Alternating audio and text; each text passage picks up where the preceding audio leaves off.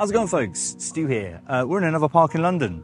Again, touring the capital during a film festival because, hey, too many films, not enough time. Today we're talking about a film which threatens to ooze potentially too much cool, if that was a thing. It's Jeff Nichols' new one, The Bikeriders, which has a lot of cool people in it doing the riding bikes. That's the film. But is it as good as my very eloquent and in-depth explanation of the film might suggest, or does this one need a trip to the bike shed to be repaired? Because that's what bad bikes do, right? I've got nothing. I'm not a biker.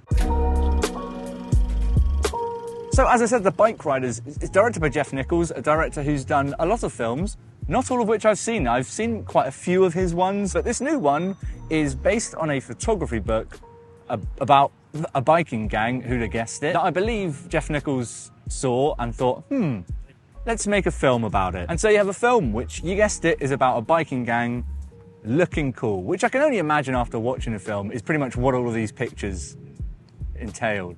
I think Jeff Nichols literally did just see some shots of cool guys on bikes and then just thought, let's do it, let's get everyone involved. And the film that he ended up making is fine, it was all right. I had a good enough time with this one. As I may or may not have mentioned, he got everyone in it. It's a very big cast, and everyone's doing a pretty good job. We'll start with Jodie Comer, who was the biggest surprise, I think, in here. Immediately comes right at the bat with this accent. Not used to seeing this accent on Jodie Comer, and I thought she looked like she was having a lot of fun with this thing. There's a kind of weird bumbly playfulness to her as a character when we first meet her in the film, and throughout the film's runtime I think her character is able to give the most, or sort of go through the biggest of arcs, or the most interesting of arcs for me. And she crushes it all. I mean, at this point, it's not a surprise to say that a Jodie Comer performance was very good, but I'm here to watch her give very good new performances. She was a very integral part of the film, and I think she delivered in all of those respects. But her character in the film ends up romancing Austin Butler's character in the film. So it's their two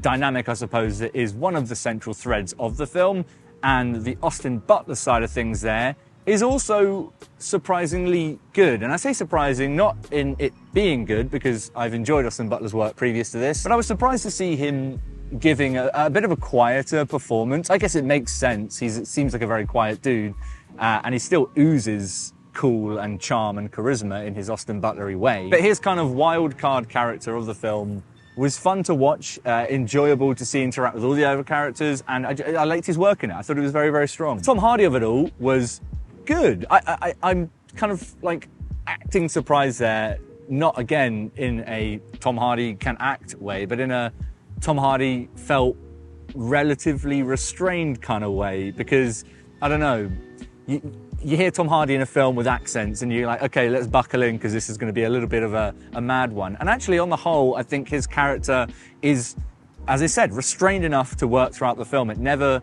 sort of threatens to take too much away from scenes. There are a couple of moments in there where his accent or his choice of line delivery feels a little bit, look at me, I'm Tom Hardy in this scene, and you're focusing on me now, it's all you can see. Takes you out of it a little bit, but on the whole, he was strong. I do have to give a special mention to Norman Reedus, not for his performance, which was actually probably one of the more forgettable of the bunch, but for his fake teeth.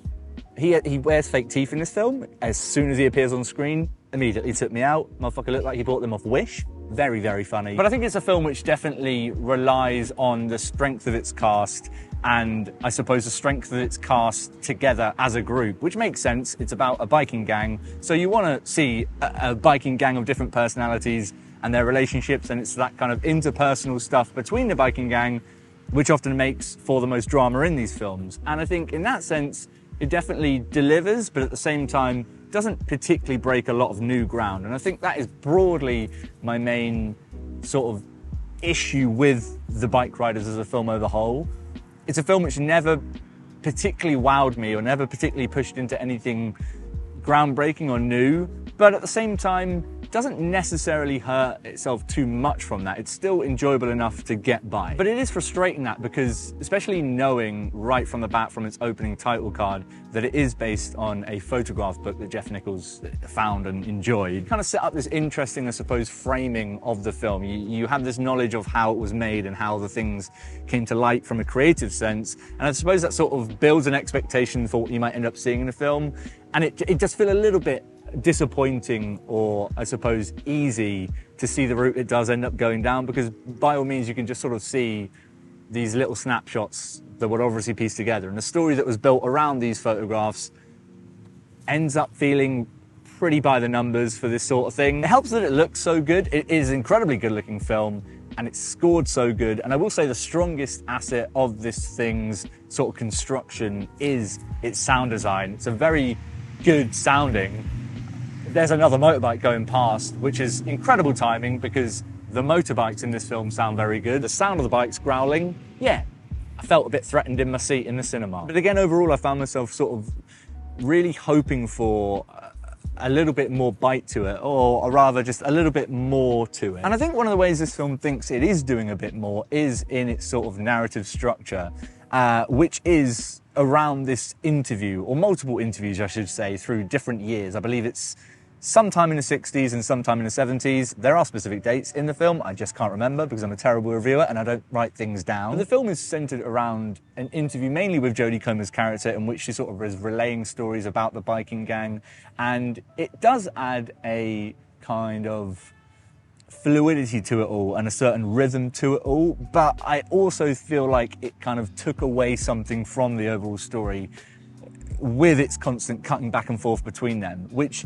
never really felt as satisfying and needed as the film wants us to think it is. I feel like we've seen a lot of that stuff done in films better before, and this comes after a long line of period pieces doing that. I mean, right from the opening scene, we have a freeze frame and then essentially a kind of like, you won't believe how we got here style thing, which feels very, for lack of a better example, Goodfellas-y or Scorsese-like. The rest of the film as a whole doesn't really feel very Scorsese or Goodfellas-y, but it definitely borrows lots of bits and lots of devices that I feel like we've seen in other films done better. And that always felt a little bit lazy and a little bit frustrating on the part of the film, and I think makes for a watch which starts off very promising and ends up just kind of settling into a very kind of easy and entertaining, but not particularly in-depth time. And I think the themes of the film fall a little bit victim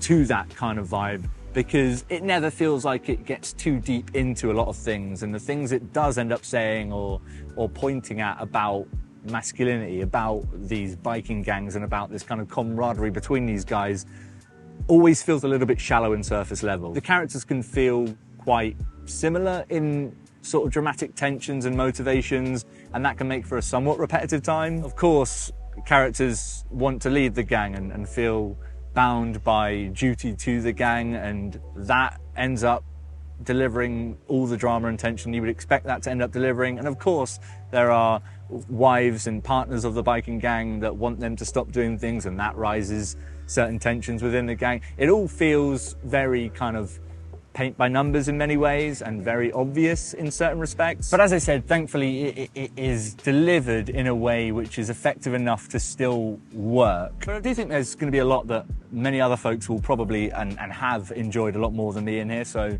maybe I'm an odd one out on it. But in any case, do let me know what you thought of it in the comments down below, because we can have a little chat there. Is it one of the stronger Jeff Nichols films for you?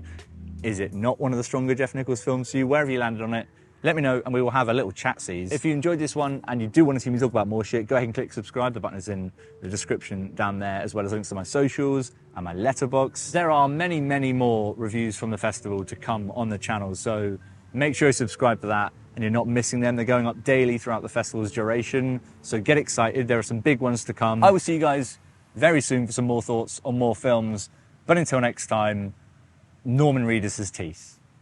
In the Bikeriders specifically. Not generally, I'm sure he's got lovely teeth. In this film, hilarious.